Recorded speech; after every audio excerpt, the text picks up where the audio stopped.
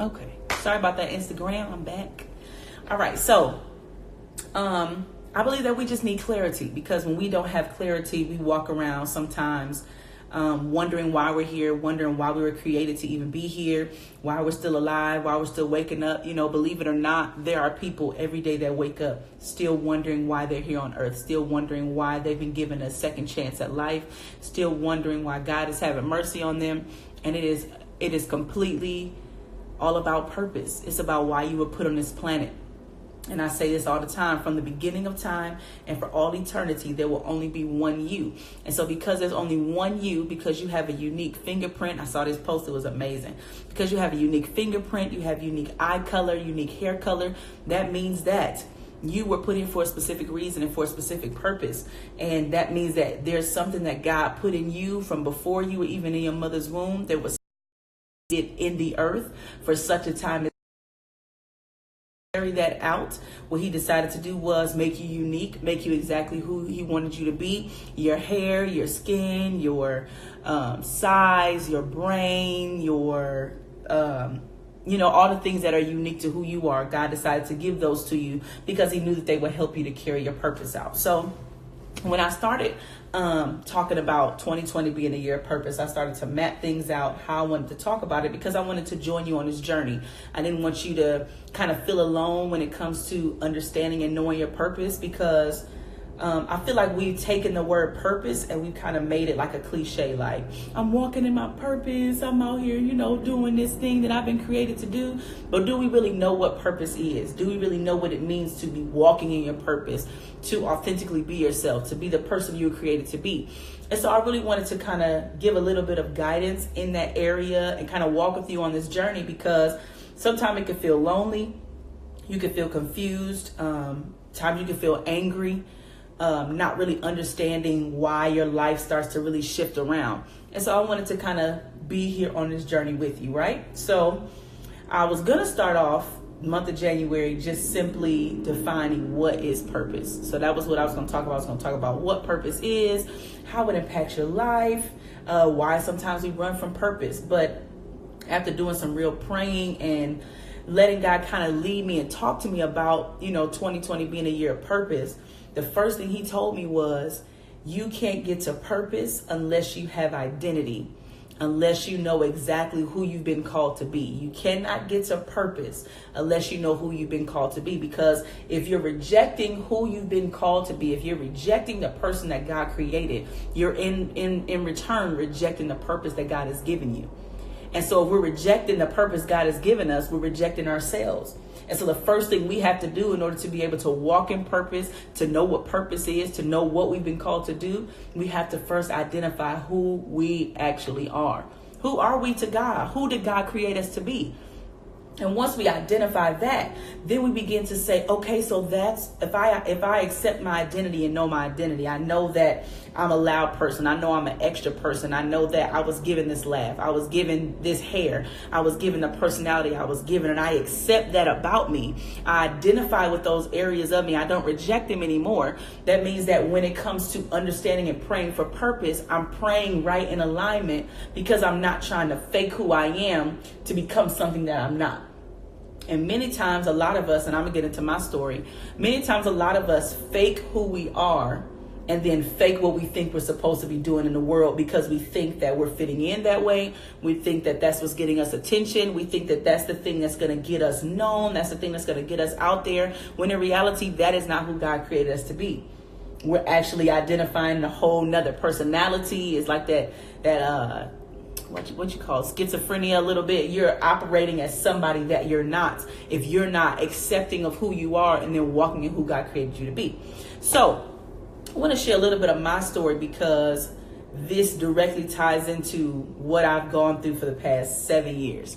So I originally wanted to be an opera singer. Isn't that crazy? I don't want to say it's crazy. It's kind of becoming like a normal thing now, African-American opera singers.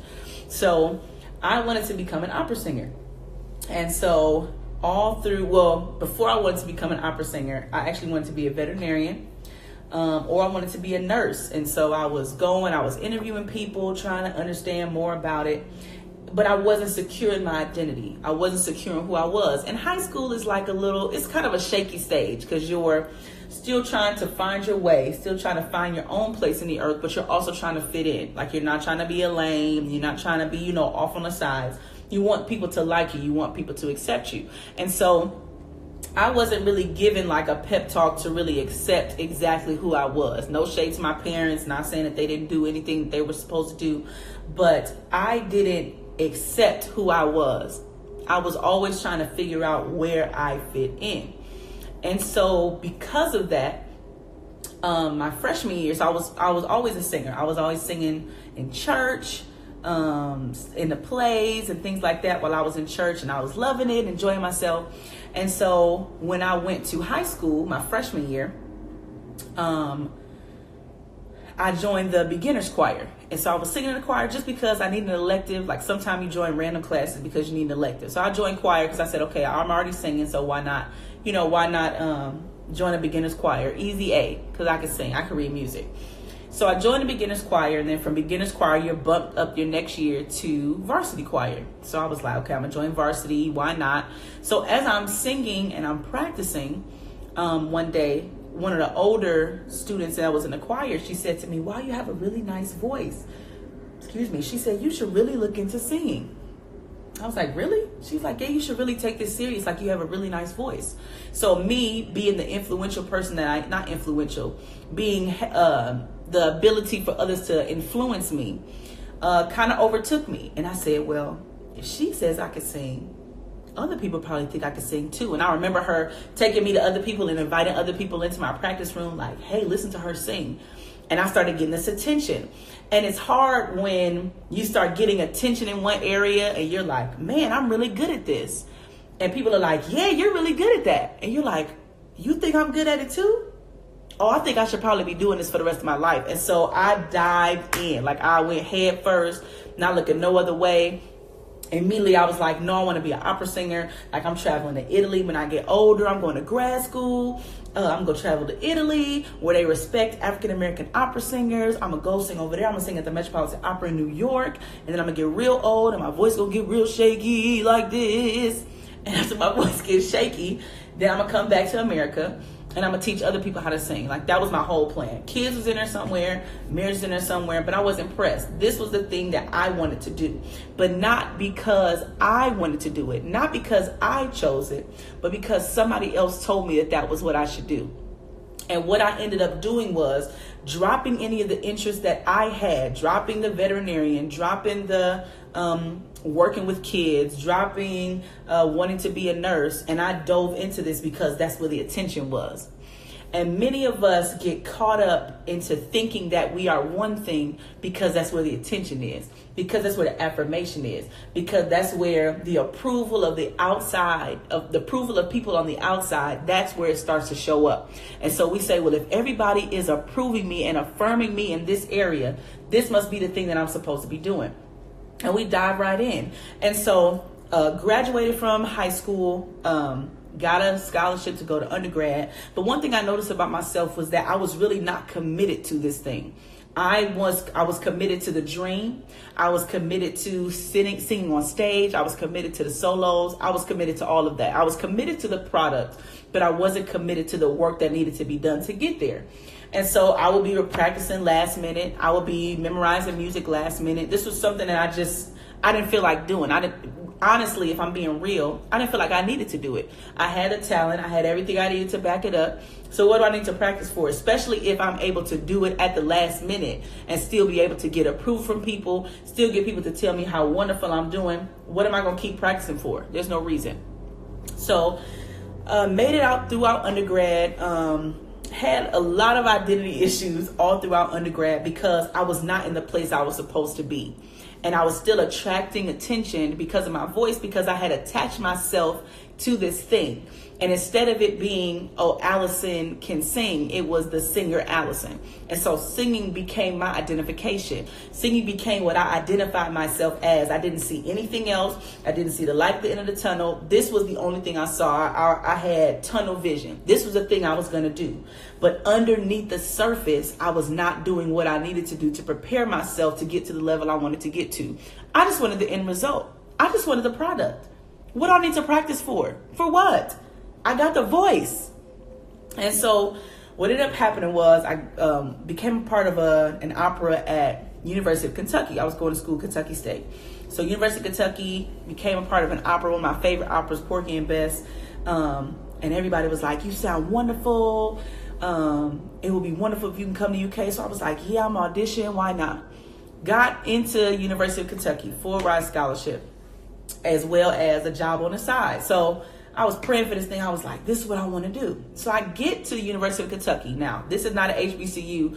This school, this is not like a small college. This school had an opera department that was fully funded. So this is like a whole different ball game. Like, we're not just talking, it's something that people do on the side as like a club, or like it's an elective on the side that y'all do every other day.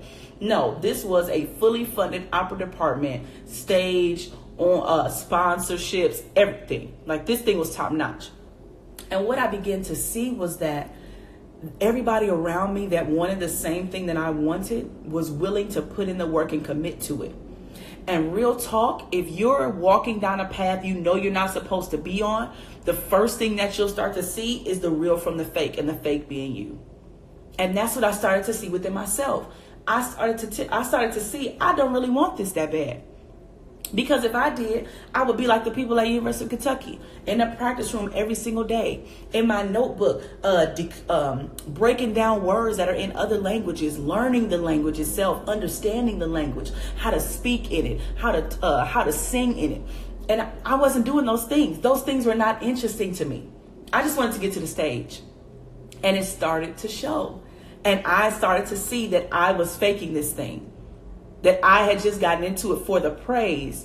And when I got in a situation where everybody was getting praised because everybody had the voice, I started to say to myself, you know what? I probably really don't want this, because I'm not willing to put in the work that all of these hundreds of other people who have busted their behinds to get a small part in an opera. I'm not willing to bust my butt to get it. I just want it.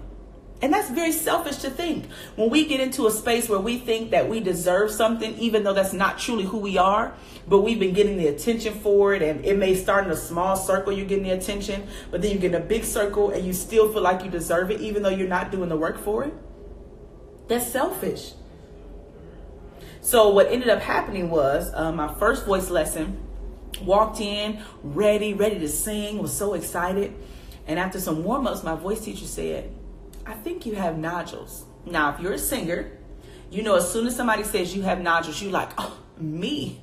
I have nodules? Oh, no. No. If you see Pitch Perfect, there's a scene where the young girl comes in and she says, I have nodules. Like, it's a full breakdown. That's a real breakdown. It's like cysts on your vocal folds. They're not called cords. They're called folds. And they go like this when you speak and when you sing. And so what happened was, the things that I was doing leading up to this point, the singing that I was doing, was not healthy. And so what ended up happening was I ended up getting these cysts on my vocal folds, which means that my voice was being abused. I was abusing it because I was not taking care of it. I was singing things I shouldn't have been singing. I was doing things with my voice I shouldn't have been doing, all because I wanted to be in the front. All because I wanted that attention, because that's where my identity was. And when I did not have that, I did not know who I was. So when she told me that, I said, okay, well, what should I do? She said, well, go over to the ear, nose, and throat. They're going to check you out, and they're going to let you know the results. So I go over there, they stick this long tube down my nose. Whole time I'm so nervous. I'm like, please don't let me have nodules, God, please. Sure enough, had nodules on both of my vocal folds, right? I don't think I did over here. So these are your vocal folds. Cysts are like right here. So what ends up happening is, if your vocal folds are not doing this gently, they end up doing stuff like this when you're abusing your voice. So I get out of the office after she tells me I have nodules, and I'm just boo-hooing. I call my mom. I'm like, Mom, I got nodules. It's not fair. Everybody help me abuse my voice. Why didn't nobody tell me? Like, I'm just boo-hooing. I'm done. So my voice teacher, she's like, okay, well, you're going to have to go to vocal therapy. And then the songs that you'll be singing will be very, not the stuff I'm used to singing, where I'm hitting high notes and I'm just singing all over the place. We're going to sing some things that are healthy for your voice, and we're not going to do any auditions. You're not going to sing anywhere publicly. We're just going to really make sure that your voice is taken care of. Now, y'all already know I was like, so you telling me that I done came all this way and now I can't sing? I was done. I was done. D-O-N-E. Stuck a fork in me. I'm done. I was really upset. Because I'm like, I've come all this way. I finally made it to grad school. And you telling me I can't audition for nothing? I can't sing nothing. I can't sing on stage. We had, I can't remember what they're called. But at one point during the week, all the singers would get together and people would perform. And then they would be kind of critiqued up on the stage. And I couldn't do that for a whole semester, y'all. Almost a whole year. I could not do this. I was distraught because I had put my identity in this thing. This was me. I was an opera singer. And I didn't care about anything else. I didn't want to do anything else. I didn't excel at math. I didn't excel at science. Writing was okay. I wasn't out here doing nothing else. Writing was something I did on the side. I thought it was something cool to do. So at this point, I'm lost. I'm lost in my identity because I don't know who I am without the singing. There's not what else is there for me to do in this life? This was the thing that I thought I was supposed to do. Not because God told me that was what I was supposed to do, but because people started to affirm me in that area. So I ask you this question. If nobody told you who you were, if nobody complimented you, if nobody said, hey, you're really good at that, if nobody did that for you, who would you be? And that's a hard question to answer. And I'll never forget, in the middle of that year, driving to church on my way, making a U-turn, God says, if you had no compliments, who would you be? And I had no answer for God. I had no idea. Who would I be if nobody complimented me? If you honestly ask yourself, if nobody said, hey, you're good at that. If nobody said, man, this is the lane for you. This is where you should stay. If nobody said to you, no, you should stay away from that. What choices in your life would you have made? Because many times from the moment we're born until this awakening moment that we have, because this is your awakening moment, until the awakening moment that we have, many times we're like put into like a box like this. And every day, society, our parents, our friends, our teachers, everybody is feeding into us who they say we should be. They're telling us based on the outside looking in, who they see us becoming. And many times, if we're not careful, we will take everything that they say and we will start to live out somebody else's dream. We'll start to live out somebody else's expectations. And then we get to a point where that thing that everybody said we're good at is taken away. Now we're unclear and unsure about our identity. And that's exactly what happened to me. I had gravitated to this thing because I was getting friends for it. Everybody was complimenting me on it. Everybody was saying, good job. You're such a great singer. When we had competitions, people were coming to sit in my room just so they could hear me sing. This was my life throughout high school. And because of that, that's what I gravitated to, because that's where the affirmation and the confirmations was. I wasn't getting anywhere else. So I really didn't take the time to explore who God had called me to be, because I just started to take on what everybody else said. And because I had low self-esteem, and because I wasn't clear about my identity, whatever people were giving me that was positive, that was the route that I took. How many of you are living a life like that? You're living a life that somebody else or the world has created for you to live. And what ends up happening is we hit a wall at times because we're not sure which way to go. Because when those voices disappear and those people disappear and the compliments disappear and the likes disappear and the shares disappear, we're not clear about who we're supposed to be, because people aren't liking us, because people aren't sharing what we're saying. we stop going after what people told us we should be, because now there's no more guidance from the outside in. And then we're really lost. We're really lost. I want to read a quote for you. It's easy to simply adapt rather than to stand out. Adapting means you follow a path that's already been blazed and given directions for an expected outcome. Standing out means blazing your own trail with no guidance, but the still small voice of the Lord. Hey, how are you? So there comes a time in our life where we can either stand out or we can fit in with the crowd. Because many times fitting in with the crowd, like I said, is so much easier. It's simple to fit in. If I just take in what everybody gives me and what everybody tells me who I'm supposed to be, it's easy for me to live my life until those people disappear. Then I had to ask myself, well, who am I supposed to be? Nobody's telling me. Somebody tell me who I am. And we end up getting lost because those people have disappeared. Those voices have disappeared.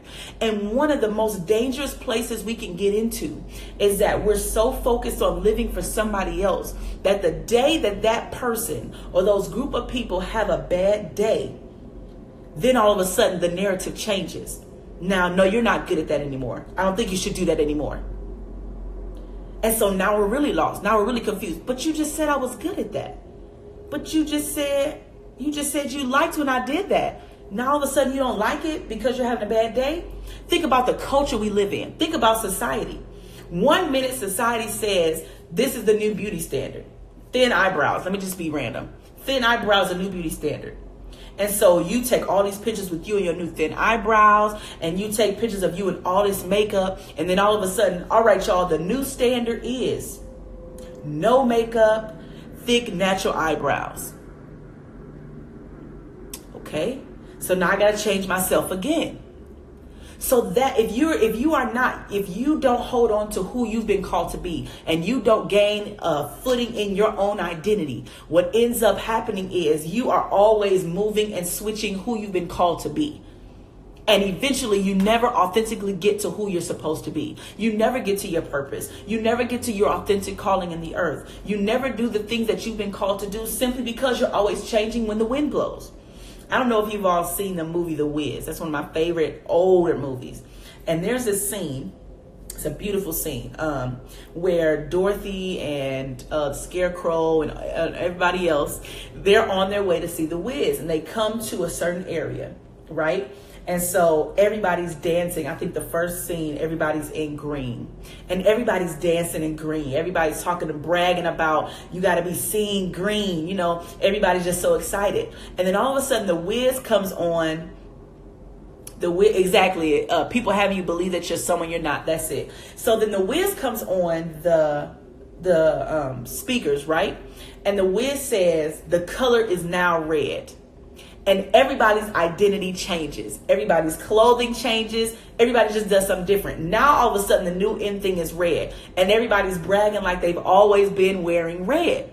And they're talking about, well, if you're not wearing red, you're not this. It's a whole like song. It's a beautiful song. Beautiful music, beautiful dancing. But everybody talking about, now I'm in red. Oh, you got to be seen in red. You know, everybody's bragging like they've been wearing red. So nobody has its true identity of who they are. So then he gets on the speaker again and he says, the color is now gold. Now everybody changes their clothes again, and everybody's bragging about how you have to wear gold. And that's how our lives are so many times. Based on what social media is saying, based on what the influencer that we love and follow is saying, based on what the whole world is telling us, this is who we have to be now.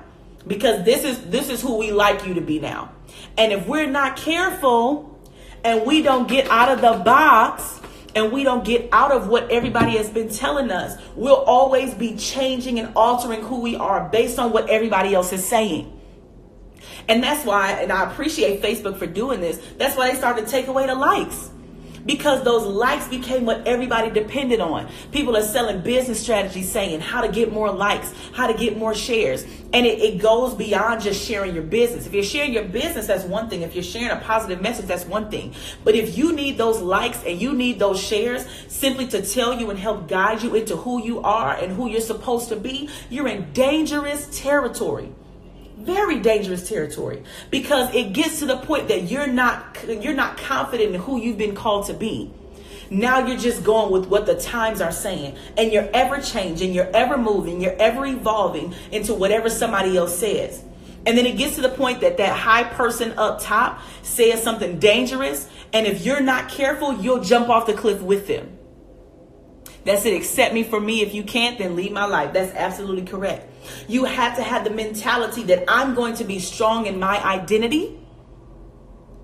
I'm going to be strong in my identity, in who I know I've been called to be. Because the moment that I'm not, I will compromise what I believe in. I will compromise everything that I stand for just so I can get likes, because I don't know who I am to begin with.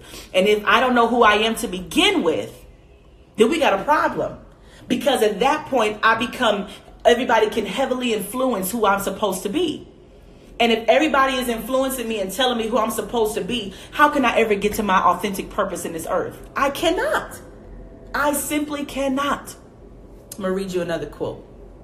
We continue to fall into boxes that others place us in. We have become lazy in seeking who we authentically are. We would rather just accept what others give us. Many times, this is tied to how we value who we are. About to get deep. When we've already made up in our minds that we deserve something or don't deserve it, that's when we start making decisions about our identity. Some of us have become very lazy in discovering who we are. And it's not an easy path. There comes a time when you try to show other people who you are. And if there's a moment of rejection, or there's a moment where somebody starts to, turn their noses down at our authenticity, we come to a crossroad, because we say, I can either continue to be strong and be bold in who I know I've been called to be, or I can reject myself just the way they rejected me. And in doing that, create alternative personalities and create an alternative me just so that I can fit in with other people. That's dangerous. Because what ends up happening, and what I realized that I was doing, I went to counseling after my father had passed away. Second year, very rough, couldn't make it through, went to counseling. And in counseling, like if you've ever been, and I suggest everybody go to counseling at least once or twice in your lifetime, I'm telling you, it'll save your life. The counselor, just stuff started to open up. And I told her, I said, there are so many times that I feel like I'm wearing a mask. And I feel like I can't be my authentic self. And I told her, I said, it feels like I just have this whole collection of masks. And when I'm with this group, I'm the funny Allyson. And then when I'm with this group, I'm the super saved Allyson. And then when I'm with this group, I'm the person that can sing opera. And it's so many different groups that we expose ourselves to, that we claim that we're a part of. Excuse me. And what ends up happening is, when we're not our authentic self, we wear masks. We tap into an alternative personality, and we begin to act out of that personality, that piece of us that we want to show to that group. Because I know if I show this group over here who I am authentically, they're not going to accept that. So let me just show them 1/3 of me. Or this group over here, they like the funny Allyson, but they don't really like the saved Allyson. So I'm gonna really not be too saved over here. I'm gonna try to make jokes, and I'm gonna try to cuss a little bit so that they accept me. And what ends up happening is, we end up living these alternative realities, and we end up living these alternative lives, because we're not firm in who we are, because we're waiting for everybody else to tell us who we are. We're waiting for everybody else to give us an identity, so that way we can live up to this identity. But what ends up happening is, and you want the truth, you want the whole truth and nothing but the truth, you will never be able to make everybody happy. And even the person that you're trying to get an identity from and make them happy by living out who they think you should be, at some point they're not going to be happy. At some point, even they'll be influenced by the outside world and say, all those years you were doing this, but I think that was wrong. Let's flip it. Let's flip it and reverse it, and you become somebody else. And now you got to change your whole life because you had an identity crisis, because you were waiting for somebody to tell you who you were. We cannot be lazy in discovering who God has called us to be. We cannot be lazy in discovering our identity. We are a chosen priesthood, we are a chosen generation, a royal priesthood, a holy nation, a peculiar people. That's it. You become so overwhelmed trying to put on a show. But I tell y'all, I can put on a show. Who you need me to be? You need me to pray for you? I got you. I'll pull that Allyson out. You need me to make you laugh? I got you. I'll pull that Allyson out. When in reality, those are all pieces of who I am. All of those are pieces of my authentic self. But I felt like I couldn't be that with everybody because certain groups would reject me. But you have to get to the point where you say, you know what? It's okay if you reject me. I'm not worried about it because I accept me. And you have to get to the point where you say that. You look in the mirror confidently. And that's not saying you don't need improvement. That's not saying you couldn't, like I got this right here. I've been trying to suck it in a little bit on the video. I got this fat right here. You can't see a periscope. That's okay. I got this right here. And I know I need to live a healthier lifestyle. But that does not mean that I don't love me at every phase of life that I'm in. And we have to get to the place where we're so secure in our identity that we recognize we need change. But that doesn't mean we completely change who we are. We don't have to completely change the inside of us, who we are internally. We may need healing. We may need some deliverance. We may need a come to Jesus moment. But at the core of who we are, that's what we have to accept. That's what we give to the world every single day. And if people don't like it, that's okay. That's okay because I love me. And we have to get to the point where when other people say, yeah, that's good. Who you are is so great. We don't say, oh, let me keep being this. Because there are so many facets to our personalities. There are so many different sides to us, creative sides, compassionate sides. And the moment that we try to focus on one area, we neglect the other areas that God may be trying to move in. And we don't want to neglect those areas. But we say to them, thank you for agreeing with me. But whether you give me a compliment or not, and I'm not saying say this, whether you give me a compliment or not, that's okay. Because I'm going to love me regardless of how you feel about me. Because tomorrow you could hate it. And if I'm not careful, I could say, oh, you hate it? Oh, let me change it. Okay. You don't like that part of me. Okay, let me go back to the drawing board. Let me fix this up. Okay, do you like me now? No. We say, okay, you like me today. You don't like me tomorrow. That's okay. Because I love me every second of every day. And I know my identity and I'm so secure in who I am as a woman. I'm so secure in that regardless if you affirm me, confirm me, or you disown me, it's okay. Because I'm going to keep walking this thing out because this is my identity. This is my uniqueness. This is my authenticity. Because the moment I reject my authenticity, the moment I reject who I've been called to be, I can't live out my authentic purpose in this earth. Because I have to accept me. I have to accept the extra in me. I have to accept the person in me that goes overboard. I have to accept the person in me that does the most. Allyson, what you doing? The most. And it didn't happen until just last year that I said, you know what? I'm going to be extra. I'm going to be over the top.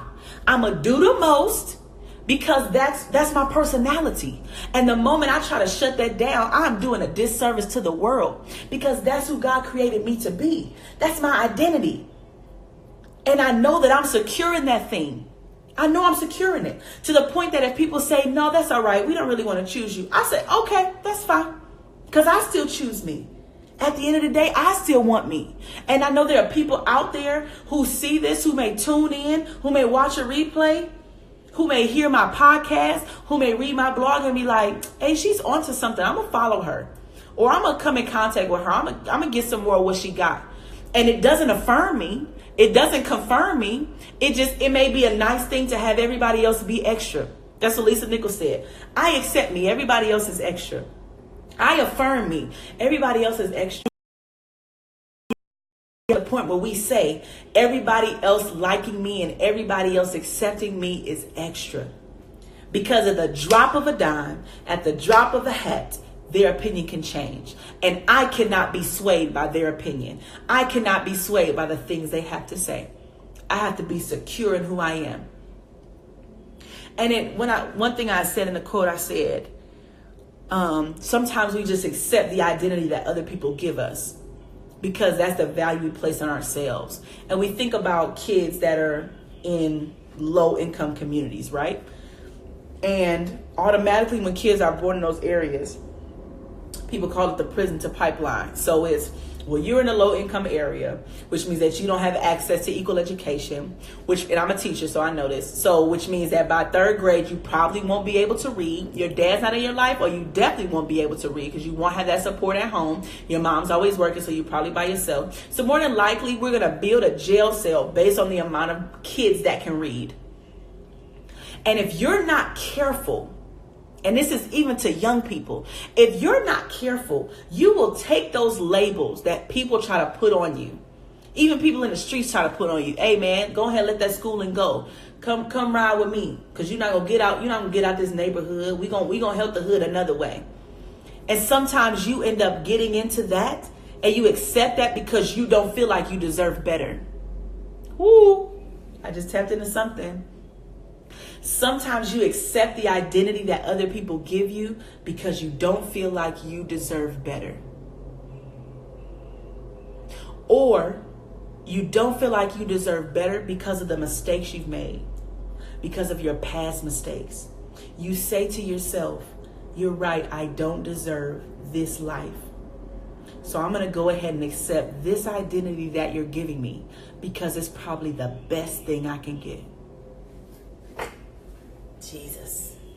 Listen, if I walked in the reality of if I continue to walk in the shame and the guilt of the mistakes I made in college, and those mistakes, I was sleeping around. I'm going to keep it all the way live. That's just who I was in college. I got to college, lost my mind a little bit, real talk. And if I accepted the narrative that a man could not love a woman that's had multiple partners, if I accepted the narrative that I would never be good enough to marry because of my mistakes, I would be out here not thinking that I was worthy of love, not thinking I was worthy of commitment, and continuing to see myself as something dirty, continuing to see myself as somebody that had to earn love using her body. But when I make the decision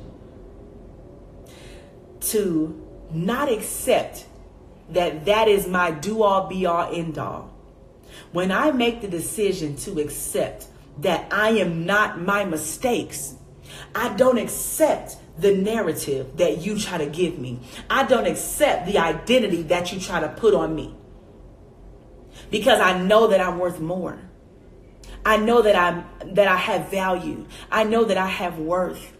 I know that there will never be another person like me. And so because of that, I have to pick myself up out of my mess and begin to walk this thing out, begin to heal, begin to truly seek healing, begin to forgive myself, begin to forgive others, so that I don't walk in this old narrative. I don't walk out my mistakes like that's my identity. That is not my identity. You are not your mistakes. You are not your mistakes. Everybody makes mistakes, even some that come with consequences. Everybody makes mistakes, but that is not your identity. And you will come out of that thing. You accepting the mistakes that you've made, or you accepting the things that were done to you as your identity. And then you walking the rest of your life in this guilt, in this shame, in this feeling dirty, in feeling like you're not good enough, in feeling rejected all the time. That is not your identity. Those are things that happen to you, but they are not what define you. And you cannot allow that to be what defines you, because if you do, you allow other people to put an identity on you based on your past and based on your mistakes. And I will not allow people to make me an identity based on who I used to be, because I'm ever changing. I'm ever evolving. I'm becoming a new creature. Old things have passed away. Behold, the new has come. And you have to accept that and know that that is not your identity. You are a chosen generation, a royal priesthood, a holy nation, a peculiar people. God knew you before he formed you in your mother's womb and has called you to the world. He has given you an authentic purpose. If there was no purpose in creating you, you would not be here. But there is something that you are meant to do in this earth that nobody else can do. And it comes out of your identity. And if you don't know what your identity is, you will get lost in what other people tell you. You'll get lost in your pain. You get lost in your mistakes. And you end up living a different life than the one you were originally supposed to live. So you have to be mindful that you don't conform to what other people are telling you. Be not conformed to this world, but be transformed by the renewing of your mind. Don't be conformed to what the world is telling you. What society is telling you is beautiful. What society is telling you success looks like. Don't be conformed to that, but transform your mind. Understand that your identity is first found in God. When you get a phone and something is wrong with that phone, your iPhone, what's the first thing you do? Let me go to the Apple store. Let me go to the people that created this phone so they can tell me what's wrong. And then if it's something wrong on their end, they'll fix it. You can't go to people to try to find your identity, to try to say, what's wrong with me? What's wrong with me? So people can either say, oh, A, B, C, and D is wrong with you. Instead of God saying to you, nothing is wrong with your personality. When people used to tell me I was extra, I would take that and I'd be like, well, let me calm down. Let me not be my authentic self. Let me calm down because people don't like when I'm doing the most. People don't like when I'm being extra. Let me settle down. And then next minute, why you not being yourself? Why you not being extra? Why you not being over the top? And so I was so conflicted within myself until I said, God, am I supposed to be extra or not? Did you create me to be a little over the top? And when God gave me that unction to tell me, yes, daughter, I have made you to stand out. I have made you are a light that cannot be hidden. You are a city on a hill. I said, well, that's all I needed to hear. Now I'm going to be extra. Or you don't like it too bad. Either you're going to get sunglasses to bask, either you're going to get sunglasses to bask in my sunlight, or you're going to find shade. Either way, it don't affect my shine. Flat out. Serious. Period. So I ask you, I leave you with this question. If no one told you who you were, who would you be? If you received not one compliment, if you received not one affirmation, if you didn't get anything from anybody, if you didn't get support from any area, family, friends, significant others, who would you be? And if you can't answer that question, if you can't trace who you are now back to God, back to an original idea, an original passion, you might need to start checking your identity and checking where you are. I love y'all. That's all I have for you tonight. Check out the blog. Check out my new podcast. It's on Apple Music, Spotify, Anchor FM, Google Podcasts, a few other places. It's called Hey Girl, It's Allyson. Check it out. Leave me a review. I would love to know what you think. Make sure you head over to the site, heygirlintl.com, to check out the blog. Leave a comment. I got my Bright Idea journals up there. You need them for 2020 because you're about to be downloaded with all kind of amazing ideas. You need somewhere to put them, not just a random piece of paper that you tear off out of a notebook. No, you need a specific place. Order a notebook, order a t-shirt on there, uniquely me t-shirt. Go over there, check it out. If you are walking into 2020, you're not sure of your purpose, you're not sure of who you've been called to be, I want you to head over as well, make an appointment with me, a purpose cultivation session. If you have a book idea, if you have a business idea, if you need some clarity on some things, some areas, whether it's motherhood, marriage, relationships, whatever, sign up, pick my brain strategy session. I'm here for y'all. I got a brain, it's wide open to give you everything that I got, pour out, because why would I not want you to get ahead? I do. All right. I love y'all. Thank you for joining on this broadcast. Share it, share it, share it. All right. Thank y'all for joining me.